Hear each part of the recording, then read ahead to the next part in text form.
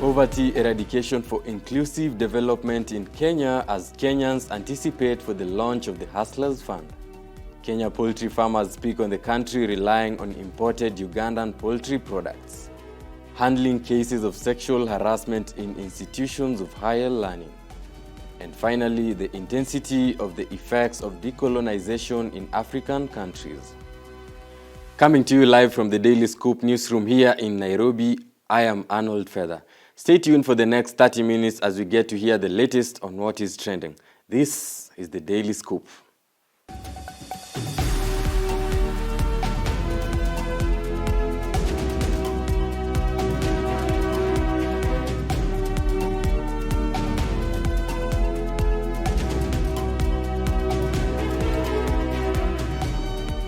Welcome to the broadcast. You can join in the conversation on our Facebook at Arnold Navarra and on Twitter at Arnold Navarra using the hashtag #TheDailyScoopToday. Stay tuned. About 35.5% of Kenya's population live below the poverty line, struggling to put a meal on the table due to difficulties in making ends meet. High child mortality rate is among the repercussions caused by poverty. Our reporter Wisdom Tibaje has more to this. President William Ruto plans to use the bottom-up approach through interacting with the hustlers to improve their living standards and make the cost of living affordable. This is a strategy that was well received by a majority of the unemployed population who are hopeful of improved facilities and better social amenities in a bid to combat poverty. The biggest challenge here is that most of the mentioned population put their trust in what the politicians mention, forgetting that it is also their personal initiative to get out of their comfort zones and do something constructive, that which can even be recognized by the government and thus supported. Kulingana na hali vile iko saa hii, maisha imekuwa magumu. Inabidi tunajitegemea, ngoja wajumbe ndio wakuja utujengee ofisi ni ngumu. Inabidi sisi wenyewe tujipike fine, tutengeneze ofisi, bila tunaweza kufanya, tunaweza tafuta nayo pesa hapa.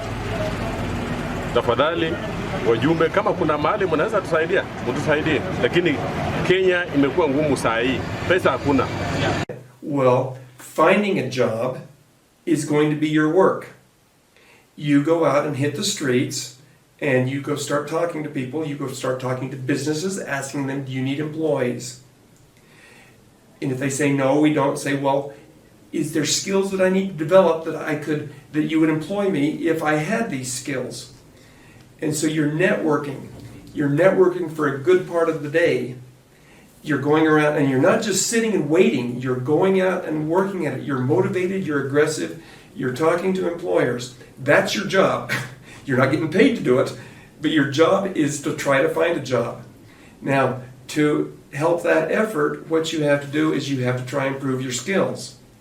Now, many youth have the opportunity to try and improve their skills formally. Go to the university if you can, or go to a trade school, try to develop your skills, try to get educated. Now, many youth don't have that opportunity, and so you're going to try and educate yourself informally. I see a lot of youth out there who have telephones, and it's like, I don't know how they got the telephone because they don't have a job, but they got a telephone. And a lot of them are looking at the telephone, they're texting with friends, they're playing games, they're watching, whatever your I don't even know how you get money for data, but somehow they're getting it and they're fiddling around on their phones. Well, you can use that phone for education. You can learn a lot on the phone. And so use your phones for education, use your phones for networking. You're constantly trying to improve yourself so that you are more employable by people who have jobs. We are now joined live by Wisdom Tibaje. So, Wisdom, what's the latest from where you are?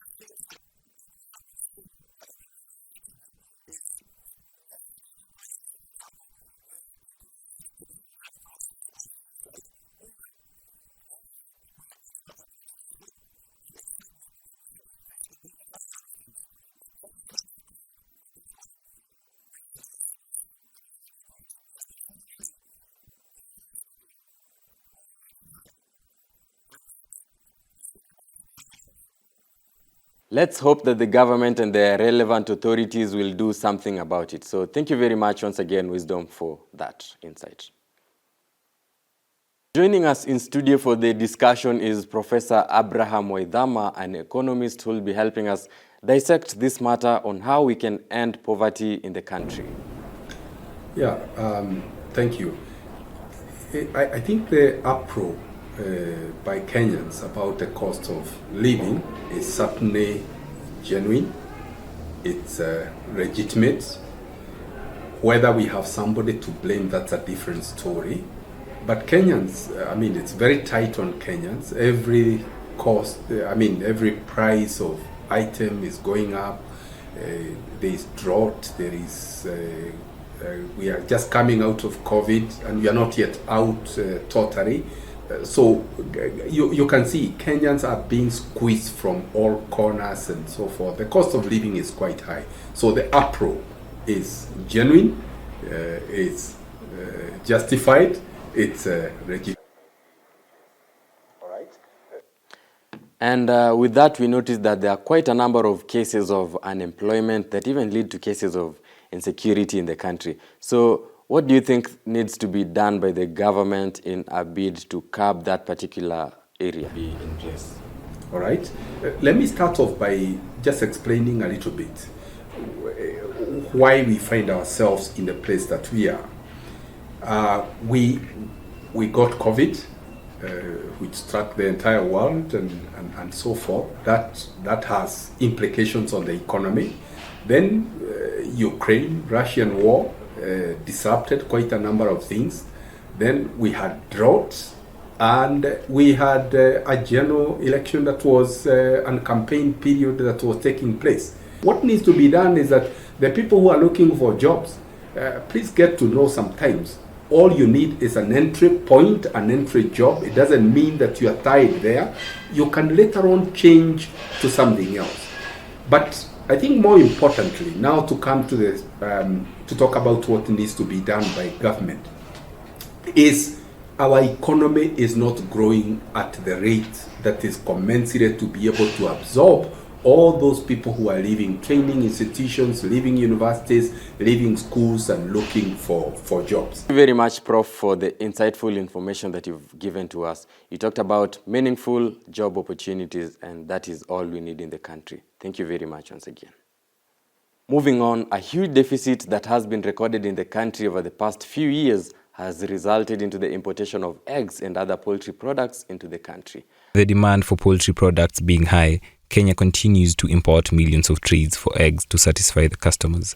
Chicken comes in as an important poultry reared in Kenya by almost all communities in the country, apart from ducks, turkey, geese, and the quail. Both broilers and layers are kept. The farmer's activity is mainly practiced on small scale and mostly for home consumption. With all these successful farmers, the country still imports poultry products, more so eggs. The first day inakuanga na 1 day old, then tunaanza na chakula inaitwa starter tunapea for 2 weeks. Na third week tuna introduce our finisher. So third week the finisher up to 35 days, tena ndio itafika hapa tuko mpaka saa hivi. Farmers lack the needed extension knowledge on how to manage this poultry, especially the broilers, because the cage is either needed by Kentucky. We are not able to get there because there are things that we are getting wrong. For example, the feeds that we give to this poultry, maybe the computation ratio is not correct. That is why we are not getting the right kgs and the right flesh that we need. Another thing is some people do mix the foods that we buy with our local feeds, so that interferes with the growth of our poultry. Reporting for the Daily Scoop, my name is Rafael Mutuku. Now joined by Elder Johnson, who's from the United States of America and a poultry farming expert. And so he also happens to have grown on a farm. So thank you very much, Dale, for joining us. So Dale, what is it that poultry farmers in the country are not doing right that results into the heavy importation of poultry products from Uganda? Because we realize there has been a heavy importation of eggs and other poultry products into the country? Well, we do have poultry coming in from other countries, and it's not that our poultry farmers are doing anything wrong. It's that our poultry farmers here have an economic disadvantage to the other countries. Other countries like Uganda or Tanzania, because of their economic conditions, can produce poultry a little bit better than we can here. Now, there are areas of Kenya that could very effectively produce poultry, like Western Kenya.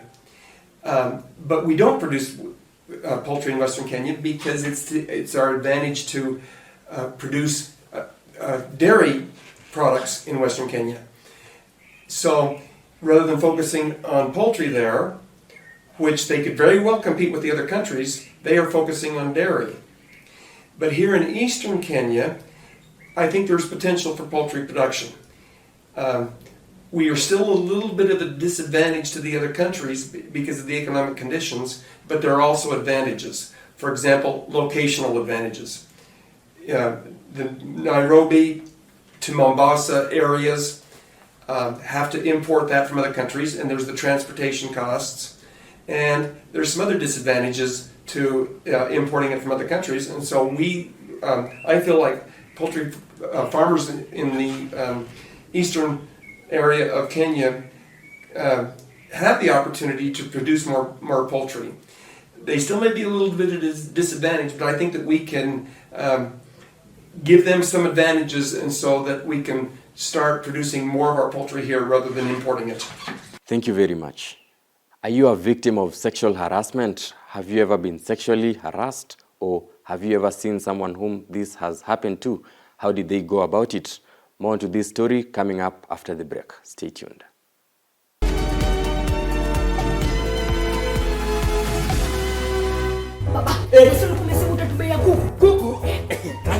Baba Brad, nichukue unga gani? Achukua unga yoyote, si unga tu.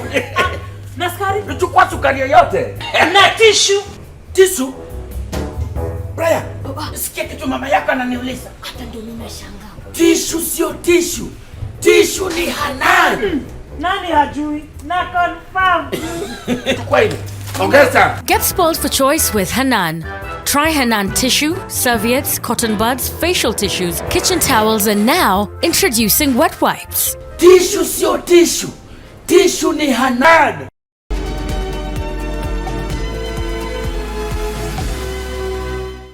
There has been an increase in the number of cases of sexual harassment being recorded in institutions of higher learning, despite the institutions having set aside policies to curb the cases. Let's get to hear more of this story. Despite all legal and cultural mechanisms put in place to curb cases of sexual harassment, most university students and even workers at institutions of higher learning still report a very high number of such cases. They include intimidation of students by those in authority and sexual favors for better grades. Okay, one of the most important things is for people to respect each other's space, so that everybody has their rights even to say no. And one thing you should be able to know where you can get the support. If in any way you have been sexually harassed, you should be able to know the policies that exist in the university, so that you know where to get help. And one place to get help is you can come for counseling, so that we manage all the emotions. And second, according to the policies, you can visit the office of the Students' Affairs Office, especially the dean, who will be able to guide you on what to do next. Reporting for the Daily Scope, my name is Mombi Waweru. We are now joined by Madam Susan Boto, who is a member from the Guiding and Counseling Department at Daystar University, and she's just going to basically give us an insight on matters sexual harassment and how the school manages to curb these particular problems. So, welcome very much, Madam Susan Boto. Thank you for having me. So does Daystar University have a sexual harassment policy that guides against such cases whenever they get to occur? Well, fortunately, in Daystar there are not too many cases, but again, that is also carried by the fact that sometimes people underreport cases of sexual harassment, probably because of the feeling of shame or the fear of intimidation. And that is why we had to have a sexual harassment policy to just empower people to come and report when such cases happen. So I would say that with the policy, now at least people are more empowered to report.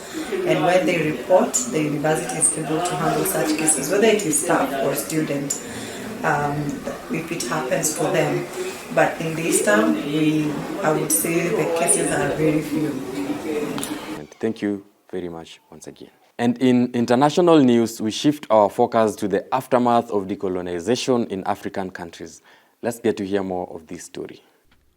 Changes that took place during the decolonization process brought about independence in the colonies. After the end of the Second World War, many Europeans found it difficult to maintain their African possessions. Once apartheid was abolished, free elections were held in South Africa, and Nelson Mandela became the first black president of South Africa, despite being sentenced to imprisonment by the apartheid government. Decolonization does not only entail the transfer of alien power, but also entails the liberation of the world's culture, economics, and politics. Reporting for the Daily Scoop, I am Esther Sharon. We are now joined by Mr. Joel Ngetich from Daystar University, and who is also a historian and is going to give us an insight on matters decolonization. To which extreme did it get to affect the African countries, and to what extreme are we finally getting to see the effects of the decolonization process? Thank you very much, Joel Ngetich, for joining in. Thank you, Arnold. Well, as you rightly put it, that I'm Ngetich Joel from Daystar University, lecturer. At the same time, I lecture INS courses, other general courses, and also Bible courses too, and introduction to philosophy. That is. So what are some of the benefits that the African countries are continuing to enjoy from the process that took place many years ago? Well, allow me to draw an example of South Africa. You know, for us, Kenya, we attained our independence in 1963 and other 62, 60s. Now, but take for example South Africa. Today, South Africa may be saying that they attained their independence in 1994, very late. And they might be crying that, oh, we just came late, these Dutch people went very late. But somehow, if you compare with what they left in Kenya or other places where the independence was early 60s, they are far much better. In a way, was also a blessing in disguise, because look at the kind of state-of-the-art universities that we have in South Africa, like the University of Cape Town, UCT. We also have the KwaZulu-Natal. We have good hospitals. Now, when these people came to build in Africa and settle in Africa, they never thought they would go back to their country. So in a way, they just did very good infrastructure, even road network and all that. And of course, South Africa is still enjoying. Today, we see Kenyans also flying to South Africa to ensure that, hey, they get good education, good medication, and many other things that they would enjoy. Unlike in Kenya, well, we may simply say that, well, somehow they left some few things here and there, but then not as much as But we are not regretting as Kenyans, because in terms of the political gains and also social emancipating ourselves in terms of self-realization, we have come of age, because we are now better in terms of governing ourselves.